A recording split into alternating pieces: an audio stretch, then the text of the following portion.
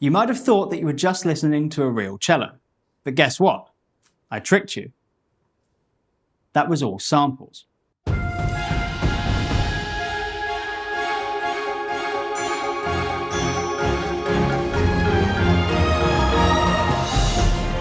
In our previous episodes, we already talked about MIDI continuous controllers, or in short, MIDI CCs. Each controller can carry data values between 0 and 127, and what each MIDI CC stands for, or what it's applied to, depends on the specific controller number. Let's quickly recap this. MIDI CC1, for example, the dynamics controller, blends between samples that were recorded at different dynamics. Take this example of a brass patch. Each box is called a layer, and each layer is a sample set recorded at a different dynamic, from pianissimo up to fortissimo. With the help of MIDI CC1, I can just morph through them, so I can go from forte to mezzo piano and back, and so on. Naturally, if we bump this controller up, our brass sound becomes louder. That's not just because we're turning the volume up, but because we're actually playing louder samples which were played louder by the musicians. Then there's a dedicated controller just for the volume. That one is CC7. Now with CC7 we can decide on how loud we want the samples to be played. As we mentioned in our videos on basic orchestral balancing, this controller is just for a general setting of the volume, and you need it if you want to balance different libraries. Think of CC7 as a sort of global volume setting. You only touch it if things are not balanced, or if you want to make a static change to the overall volume of something. Now let's dive into MIDI CC11, the so-called expression controller. It sounds so promising, doesn't it? A controller that gives us the power over the musical expression of our samples. But don't be too excited yet. How we can use it to breathe more musicality into our samples isn't as straightforward as it sounds. You might think, controller up, super expressive samples, controller down, super dull, inexpressive samples. But that's not how it works. CC11 is not actually an expression controller. It controls the volume. CC11 is just another volume controller. Another volume controller. Well, it is, but we just don't use it like CC7.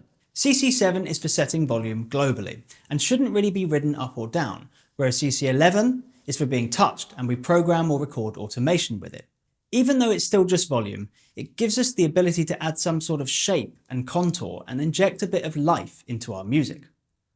Now, there are two common ways that we normally use CC11.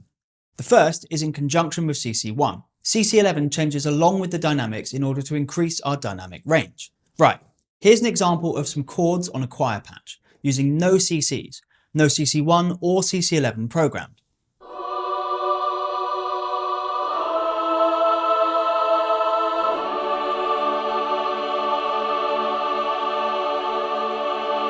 So at the moment, it's not really music, it's just notes. For the purposes of showing this off, let's say I want a big dynamic swell up and down here. I program that into the dynamics controller, CC1, and it sounds like this.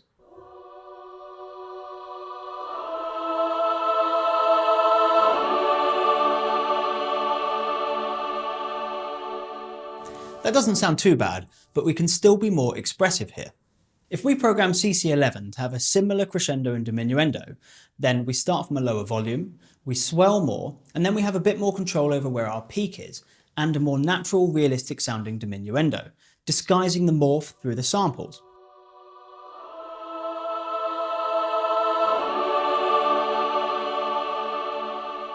So basically, CC11 gives us more nuance, or more control in this case. In the beginning, the fade really starts from nothing, and the loud part has somewhere further to go and has more drama.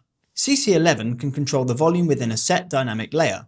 So when I set CC1 to a value which would correspond to a specific dynamic, like piano for example, our quietest layer in the choir here, I can still give that more contour with CC11.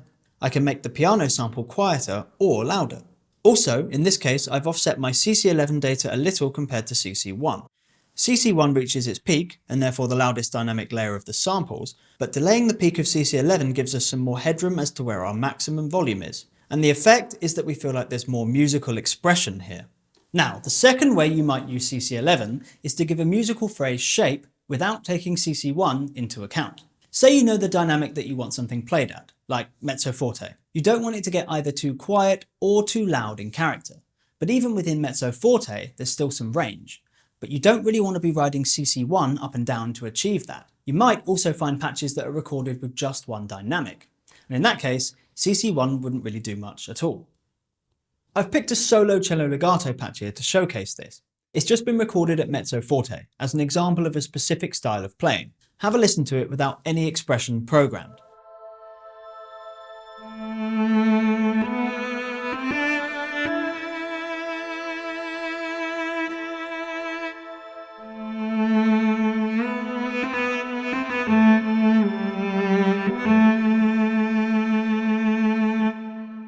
Now listen to it when I program some CC11 information into it.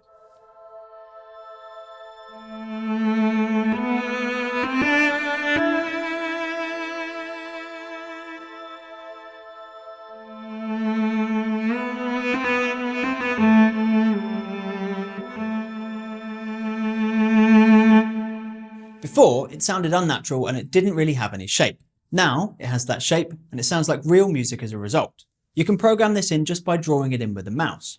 Or you can use this thing. A MIDI controller that has faders for controlling MIDI CCs. You can just plug it into your computer, set which fader controls which MIDI CC, and then you're good to go. The advantage of using a controller like this is that you can program 2 or more MIDI CCs at the same time.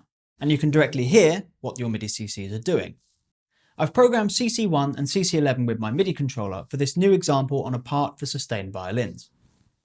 But before we play it, I want to add something to it. I want to add some cello.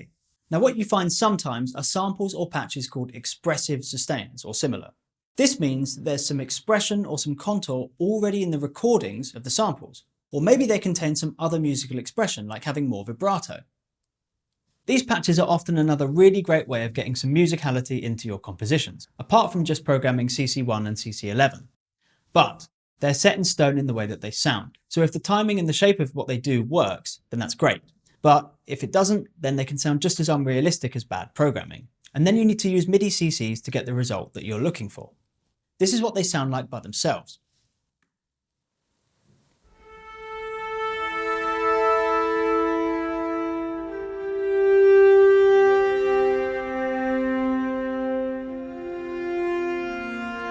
Now, with this example, we have a bit of everything. Some expressive samples, some CC1 movement and CC11 as well.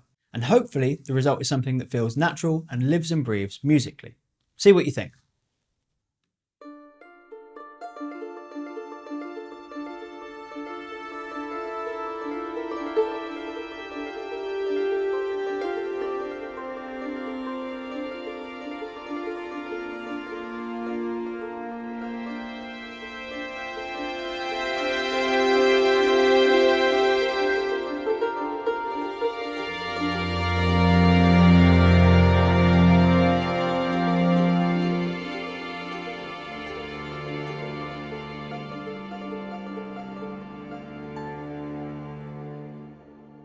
We're not going to dive more into it, but obviously musical expression doesn't end here.